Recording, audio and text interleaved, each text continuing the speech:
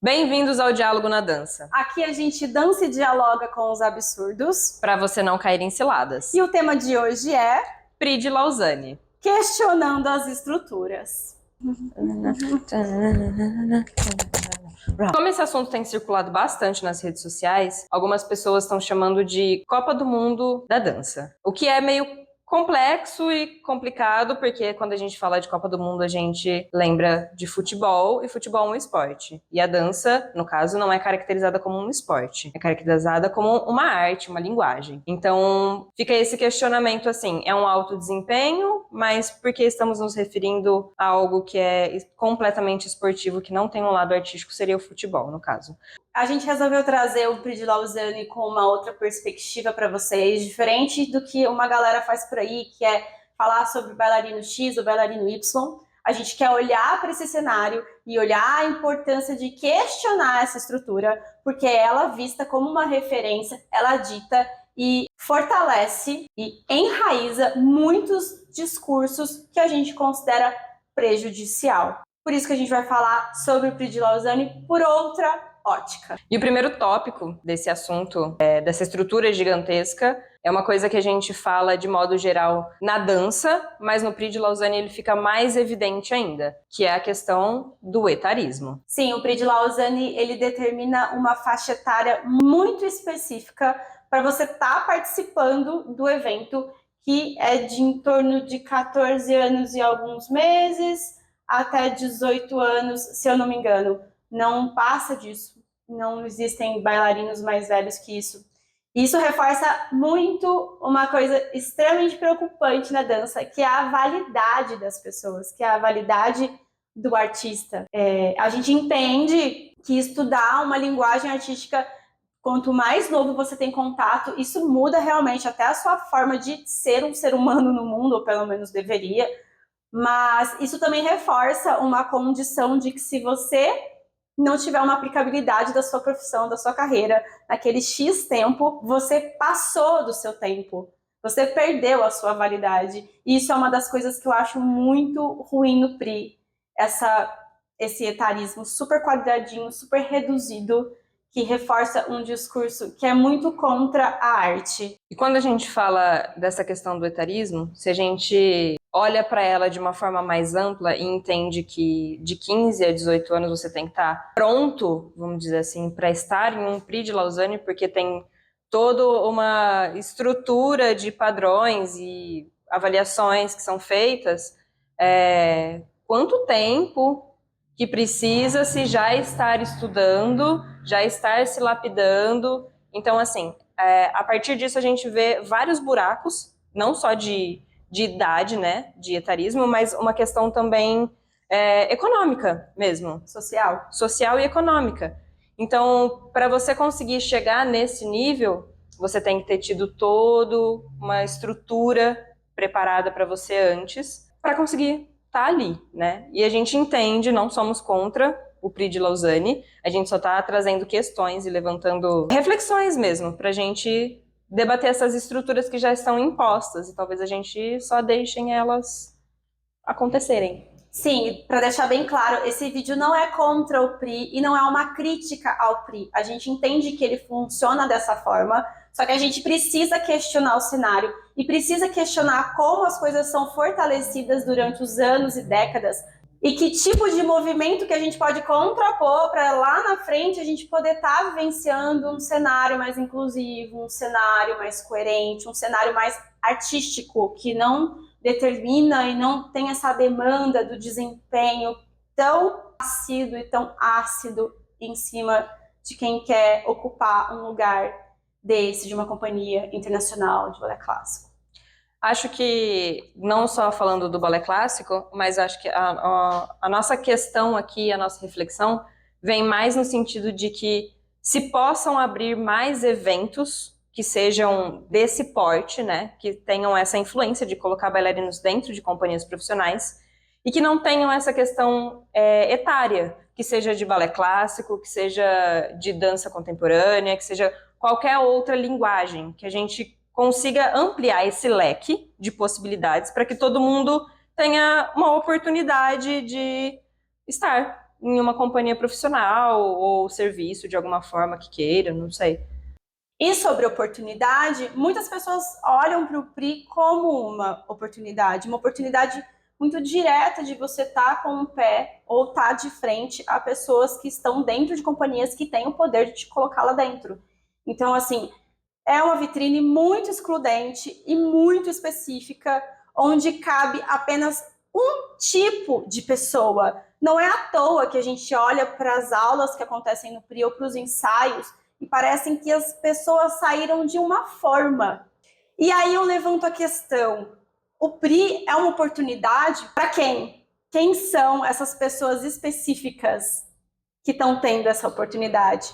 Porque eu conheço muito mais artistas fodas, desempregados, do que artistas fodas empregados em companhia. Tem muito mais gente boa que não tá num PRI do que gente boa que tá no PRI. É um número muito minúsculo para se tornar uma referência tão forte. E é esse lugar que a gente tá achando importante a gente olhar, questionar e rever, para a gente parar de reforçar e talvez gastar nossa energia, em vez de estar só admirando um PRI, mas pensando em como que a gente implementa dentro da nossa dança, da nossa sociedade, oportunidades reais para todos os tipos de pessoa, para todo tipo de artista, e não só corpos com desempenho X em estética Y, que dá igual o que estão buscando. A arte, para mim, não é sobre isso. Então, acho importante a gente questionar essa estrutura. Acho importante fazer esse gancho com o que foi dito no começo em relação ao esporte, porque como parece que nessa questão de todo mundo sair de uma forma, parece que qualquer pitadinha de autenticidade ou de uma diferença mesmo, algo que se destaque como diferente. Então acaba que muitas vezes o PRI, né, pelo que eu tenho visto, tem acabado sendo um lugar de execução de melhor técnica, de um objetivo pré-determinado. E aí se perde um pouco dessa questão de, ok, a gente está falando de balé clássico, de repertório, que é uma coisa mais fechada, não excluindo a questão de personagens, porque quando você vai dançar um Don Quixote, sei lá, um Lago do Cisne, você precisa estar com o personagem, não é só fazer as 5.000 piruetas e fazer uma perna linda e maravilhosa, porque, enfim, se você tira o personagem e tira a música, então você está fazendo uma sequência de aula, basicamente. Você está executando passos. Você não está dançando. Exatamente. E aí, quando se leva para a dança contemporânea, pelo menos se espera um pouquinho mais de personalidade mesmo do bailarino. E o que a gente vê sobre a dança contemporânea no PRI é uma questão mais puxada para o clássico. Então, o quanto também não está engessado, ainda que eu entenda que esta dança contemporânea é a dança que é europeia, né? Vamos dizer assim. Nem só europeia, vamos reduzir mais ainda. O que eles pedem de versatilidade contemporânea dentro do PRI é algo específico do que eles consideram que é o ápice de uma versatilidade que para eles tem peso e importa. O problema, eu acho, que é as pessoas entenderem isso como dança contemporânea. O que eles vendem lá como dança contemporânea de regra geral, de que tem que ser plástico, tem que ser estético, tem que lembrar um balé clássico. E assim, não tem problema nenhum existirem as danças contemporâneas e suas linguagens linhudas, estéticas, elas existem, elas são válidas, tem pesquisa por trás, isso não é um problema. A gente não está brigando aqui para desfazer o balé clássico dos corpos e que dança contemporânea só vai ser bizarrice daqui para frente. Não. Eu gosto, a gente gosta da coisa estética também, a gente gosta das esquisitices, muito. Sim. Mas a gente gosta também de um balé bem construído, contemporâneo, que tem lá a sua percepção estética, mas que não fica só nisso, né? Que não é vazio corpo por corpo executando um trem linhudo. Acho que a questão aqui da dança contemporânea, do PRI, é só dizer que não é porque esta dança contemporânea está no PRI que ela é a única que existe. Então, a dança contemporânea do PRI é uma dança válida, assim como todas as outras que existem. Então, é só um lugar. Mas a questão fundamental desse vídeo, dessa discussão, desse debate, é encontrar outros lugares, promover outros lugares que tenham as outras danças contemporâneas que possam aparecer e que também são consideradas danças contemporâneas. Não desconsiderar, mas ampliar o leque. Ou falando até do balé clássico, promover e pensar e repensar outros lugares que são, de fato, também oportunidades para colocar bailarinos em empregos na área da dança que não tem esse perfil de encaixar as pessoas numa estética X, num tamanho X, numa cor X, e sai disso, porque a gente perde muita gente foda sendo babaca desse jeito. Acho que tudo isso que a gente falou aqui leva para o nosso último tópico, que é uma pergunta, um questionamento que a gente quer deixar para vocês levarem para as rodinhas de fofoca de vocês, que é a importância de ditar um lugar como referência para você e a referência macro também, porque temos os eventos, temos a bailarina X, temos a companhia X, que são referências macro num nicho da dança, ou para alguém que está galgando carreira e tudo mais. O quão é importante a gente olhar para quem são nossas referências e quem ensinou que isso deveria ser nossa referência e se, principalmente, essa referência nos representa. Se você se vê naquilo que você vê como referência. Isso é muito importante. Eu lembro de uma companhia, Sofia vai saber disso também, uma companhia muito importante que tem aqui no Brasil, que em uma época teve um elenco de bailarinos e bailarinas que representava a gente. Que tinha meninas baixas, que tinha corpos não eram absurdamente linhudos, estéticos, eram meninas reais, que tinham pernas fortes, braços fortes. Aquilo brilhava aos nossos olhos. A gente se via representada naquilo. Mas algumas coisas desandaram pelo jeito, né? Mas existem companhias que têm esse perfil, que têm a sua pesquisa, e uma a gente pode citar, porque é uma companhia que nos brilha aos olhos, tem muitos anos de existência, tem um trabalho maravilhoso. Sim. Então, assim, maravilhoso para nós, né? Deve ter gente que detesta. E assim. tudo bem detestar, Sim. né? Ok também, não tem problema nenhum.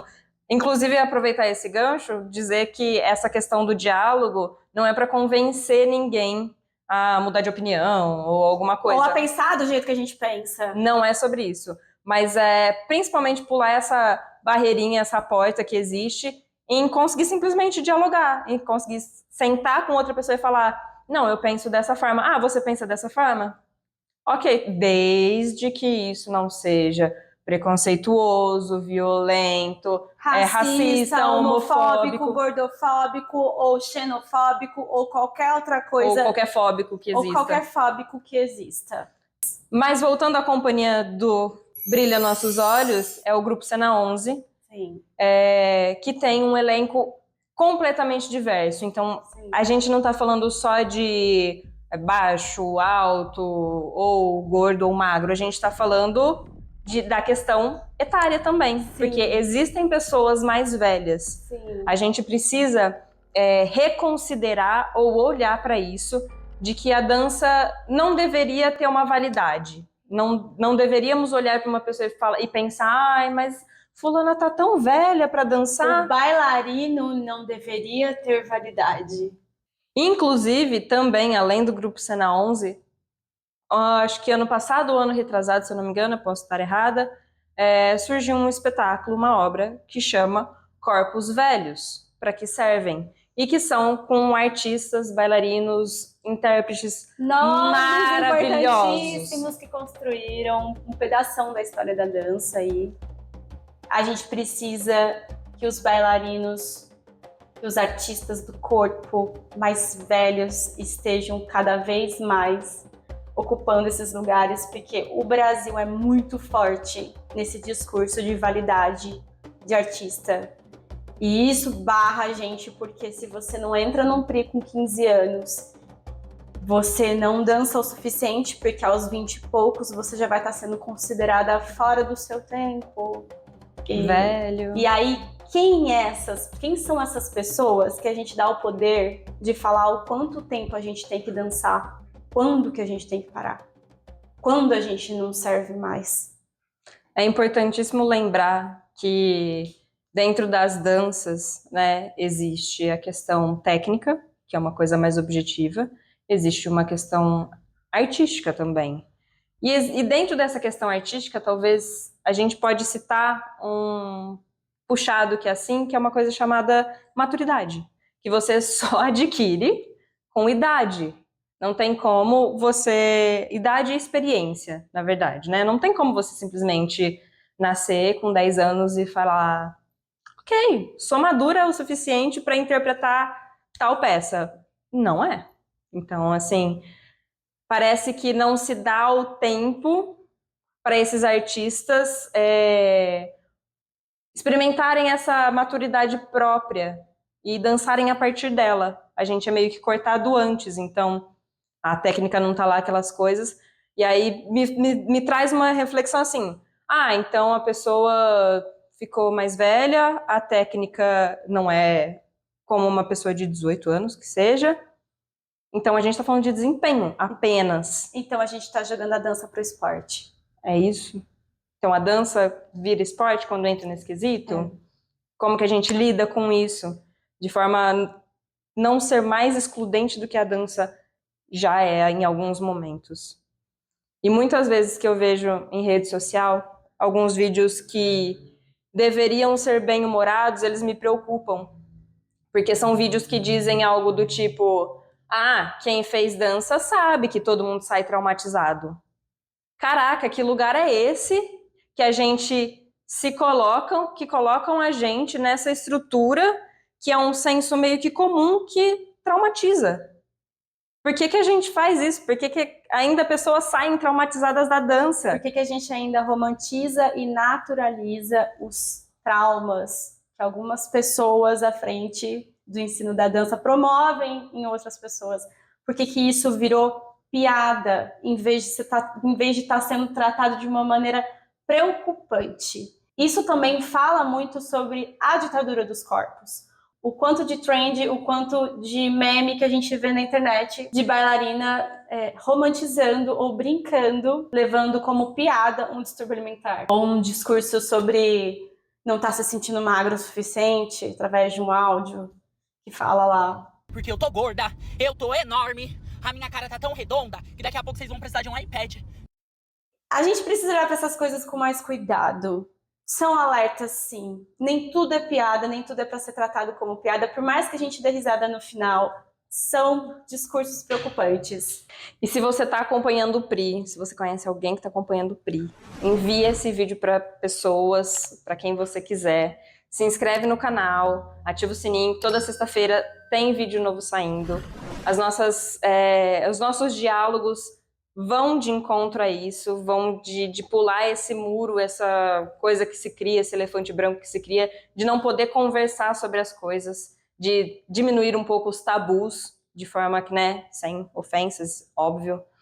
Mas é para isso que a gente está aqui, para tentar dialogar. Se você quiser expor alguma experiência que você teve, que está relacionada a essa questão toda que a gente está conversando aqui, deixe nos comentários, a gente vai amar ler, a gente responde todos os comentários, eles acabam virando discussões aqui em casa, né?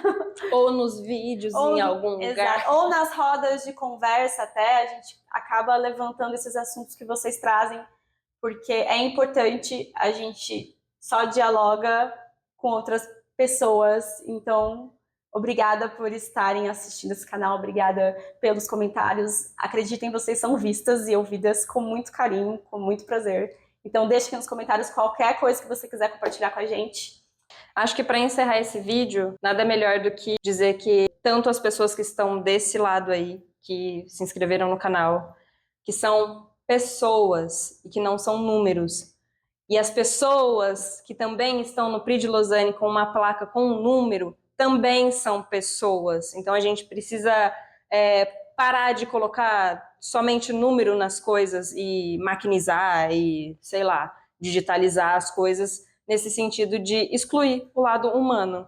Então, sejamos mais humanos. É isso, que vocês fiquem com todos esses pontinhos de interrogação aí. Discutam, debatam, não sei, levem para algum lugar. Exato, mas pensem, exercitem o questionar. A gente só muda as coisas e tem certas coisas que estão precisando ser mudadas se a gente questionar, se a gente parar para rever como está sendo, como a gente está vivendo isso até hoje. É isso, gente. Até a próxima.